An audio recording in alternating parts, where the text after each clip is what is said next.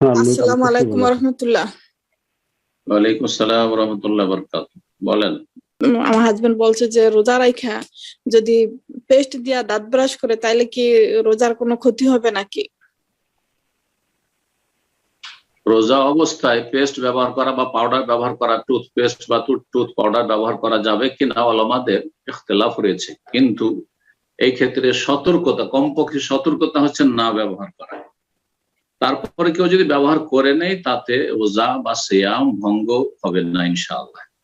হ্যাঁ, তবে আশঙ্কা রয়েছে তার জার্মগুলি যদি ভিতরে চলে যায় আস্তে আস্তে করে কিছু থেকে গেল, তাহলে রোজা ভঙ্গের আশঙ্কা রয়েছে। এই জন্য বলছি যে অধিক সতর্কতা হচ্ছে যে পেস্ট বা পাউডার ব্যবহার করবেন না সিয়াম অবস্থায়। মিসওয়াকে যথেষ্ট ইনশাআল্লাহ, এবং মিসওয়াক উত্তম বিকল্প।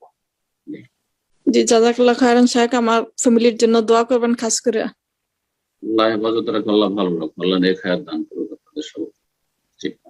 আসসালামু আলাইকুম ওয়া রাহমাতুল্লাহ শাইখ। আসসালামু ওয়া রাহমাতুল্লাহি ওয়া বারাকাতুহু। জি বলেন। শাইখ বাংলাদেশ থেকে বলছিলাম। বলেন। শাইখ, মাশাআল্লাহ। জোহরের ফরজ নামাজের পূর্বে যে 4 রাকাত সুন্নত আছে শাইখ, কোন ব্যক্তি যদি কন্টিনিউয়াসলি ওই 4 রাকাত সুন্নত ফরজের পরে পরে, তো তাহলে কোনো সমস্যা আছে শাইখ? কাজবশত না বিনা কারণে?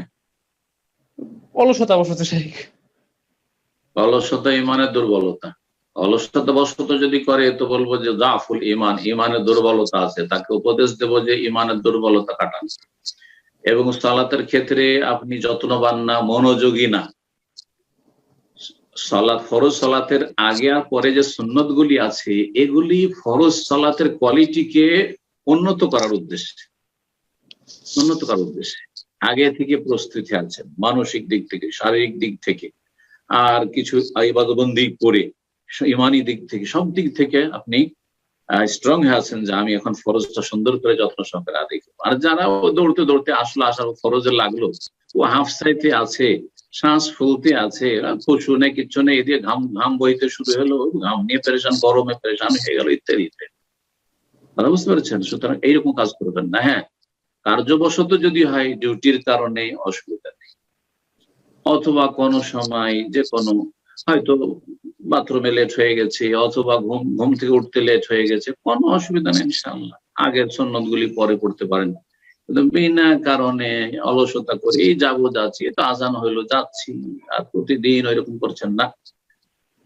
এমনিতে সুন্নত মানে সুন্নত, কিন্তু কথা হচ্ছে যে আপনার ইমানের কোয়ালিটিটা এখান থেকে বোঝা যাচ্ছে যে আপনার ইমান কোন অবস্থায় আছে। আল্লাহ যেন ইমানকে শক্তিশালী করার তৌফিক দান করেন। জি।